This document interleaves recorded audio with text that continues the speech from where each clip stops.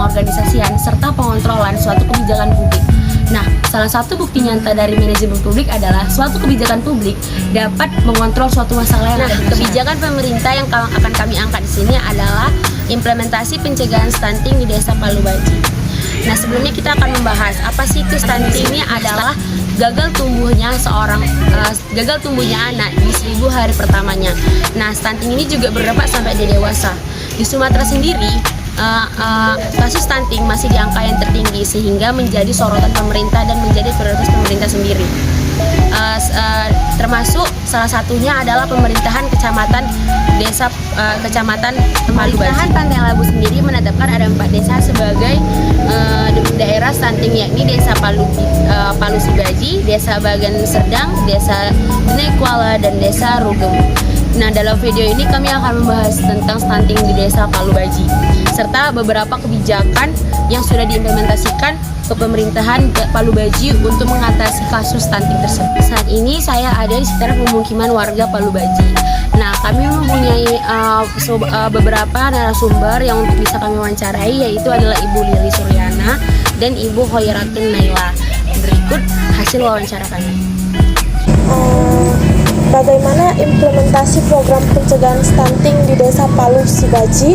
Apakah sudah sesuai dengan standar atau belum? Sudah sesuai dengan program yang dijalankan? Sudah sesuai. Terus apa saja bentuk bantuan yang diberikan pemerintah kepada penderita stunting? Susu, telur, kacang hijau, nugget.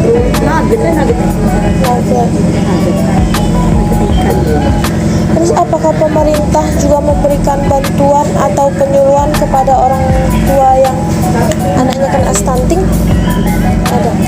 Penyuluhannya itu datang ke rumah gitu. Datang ke desa. Maksudnya bagaimana pemerintah bisa mengidentifikasi anak ibu terkena stunting? Awal mulanya seperti apa? Pemerintah mengetahuinya? Dari posyandu. Jadi anak ibu ke posyandu, baru dari situ diketahui bahwa anak ibu stunting, seperti itu. Kemudian ibu kan diberikan penyuluhan oleh pemerintah setempat juga. Jadi setelah ibu mengikuti penyuluhan, menurut ibu apa manfaat yang ibu dapatkan dari penyuluhan tersebut?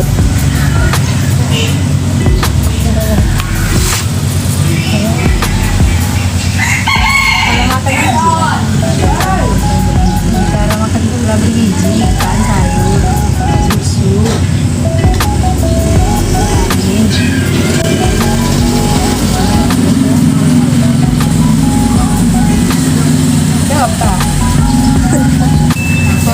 Nama apa, Bu?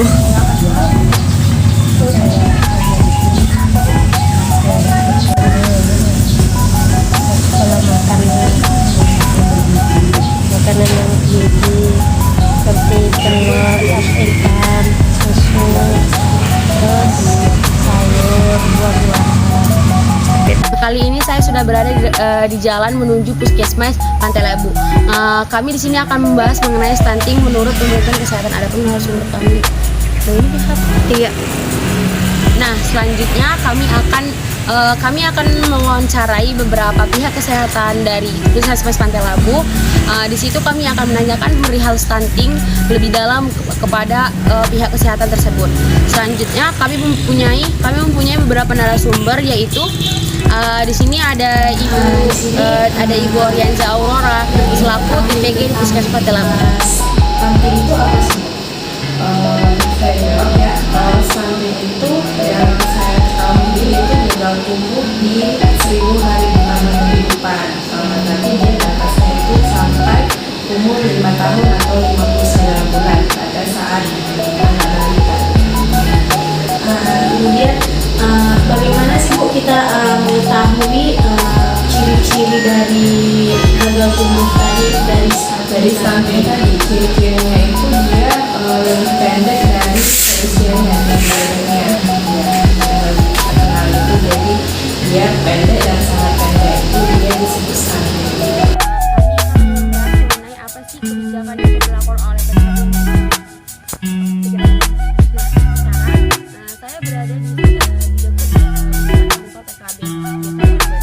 Kami akan mencari tahu informasi tentang apa sih beberapa kebijakan yang dikeluarkan oleh PKB di desa Palubagi ini untuk mencegah dan mengatasi kasus stunting tersebut. Selanjutnya ada narasumber yang akan kami wawancarai, yaitu ada Ibu Jumiati dan Ibu Jumiati. Adapun pertanyaannya yang pertama yaitu apakah tindakan yang dilakukan PKB terkait permasalahan stunting yang terjadi? Kalau stunting itu kan sudah program pemerintah ya, semua sektoral turut andil ya dalam mengatasi stunting. Nah, peran kami di PLKB itu ya mengadakan mengaktifkan para kader untuk melakukan KIE, edukasi informasi tentang bahaya stunting.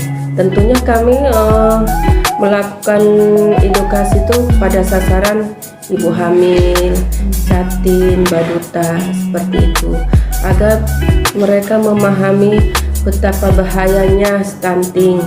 Stunting itu gagal tumbuh, kurang gizi kronis pada masa kehamilan sampai dianya umur 2 tahun bayinya. Selanjutnya Bu, setelah program dari pemerintah yang telah disebutkan tadi, apakah ada evaluasi yang dilakukan oleh PLKB? Tentu ada evaluasinya. Kenapa evaluasinya itu seperti ini? Setelah diadakan penyuluhan, voksi kami kan di penyuluhan. Kalau di dinas kesehatan itu voksinya di gizinya ya. Mereka memahami supaya anak mereka kedepannya tidak kekurangan gizi. Kekurangan gizi itu yang lama kan dapat mengakibatkan stunting. Pertanyaan saya yang pertama, apa hal yang melatar belakang peluncuran program pencegahan stunting? Menurut saya, pemerintah ini sudah mencanangkan apa yang dikatakan stunting itu dan sudah sudah mengatur atau peraturan presiden di nomor 72 ya di tahun 2001 tentang percepatan penurunan stunting. Baik, dapat saya ambil kesimpulan berarti hal yang melatar belakangi dari peluncuran program stunting ini merupakan adanya aturan perundang-undangan nomor 72 tahun 2021 yang diutus oleh Bapak Presiden kita, Bapak Jokowi Widodo, tentang percepatan pencegahan stunting. Nah, selanjutnya bagaimana tindakan koreksi ataupun perbaikan yang dapat dilakukan dari perbaikan program stunting tersebut? Menurut saya untuk memperbaiki supaya tidak ada terjadinya stunting, pemerintah sudah membentuk suatu tim yang namanya tim TPK, tim pendamping keluarga. Itu diadakan, yaitu kadernya juga ada di dalam tim itu, seperti ada bidan, ada kader KB, ada kader PKK. Mereka membentuk tim untuk bekerja sama kalau ada dan mengatasi kalau ada di desa itu yang berdampak stunting. Sekarang saya sudah berada di kantor kepala desa Palubagi. Apa sih yang sebenarnya udah mereka lakukan untuk melakukan pencegahan kepada masyarakat Palubagi mengenai kasus stunting, dan apa saja tindakan yang sudah dilakukan pemerintahan daerah tersebut untuk beberapa masyarakat yang sudah teridentifikasi stunting tersebut. Selanjutnya kami akan mewawancarai narasumber kami yang bernama Ibu Yuni Astuti selaku koordinator stunting di desa Palubagi. Program apa saja sih Ini kebijakan atau program yang sudah dijalankan untuk menjaga terjadinya stunting di desa. di desa. Pertama kami lakukan itulah dengan cara mengundang-undang ibu yang mempunyai balita dari mulai 0 sampai 2 tahun, dari 2 tahun sampai umur 5 tahun kita undang ke kantor desa, kita kasih penyuluhan dan kita suruh selalu melakukan posyandu. Kita kan mempunyai 5 pos posyandu. Disitulah kita ngasihkan lagi edukasi, penyuluhan tentang bagaimana pentingnya itu dan pola hidup sehat, kita makan bergizi biar anak kita jangan terjadi stunting. Bu, bagaimana sih ini bentuk bantuan yang diberikan dari program pencegahan stunting, atau apakah hanya uang atau ada bantuan lainkah yang diberikan untuk ibu? Kalau kita kemarin itu karena kita udah kena lokus stunting, dari pihak pemerintahan ketahanan pangan itu ada melakukan penelitian lah di sini. Dia itu dapatlah dari tahun 2020 sama 2021 itu ada 20 orang yang terkena stunting. Itu dalam bentuk bantuan seperti susu, telur, beras, minyak makan, kacang hijau. Biasanya bantuan gitu. Kalau dari pihak desa kami mengadakan penyuluhan haja di desa dan mengasih PMT untuk balita itulah, susu, sayuran, bubur di situ. Jadi nggak pernah bentuk uang. Baiklah Bu, untuk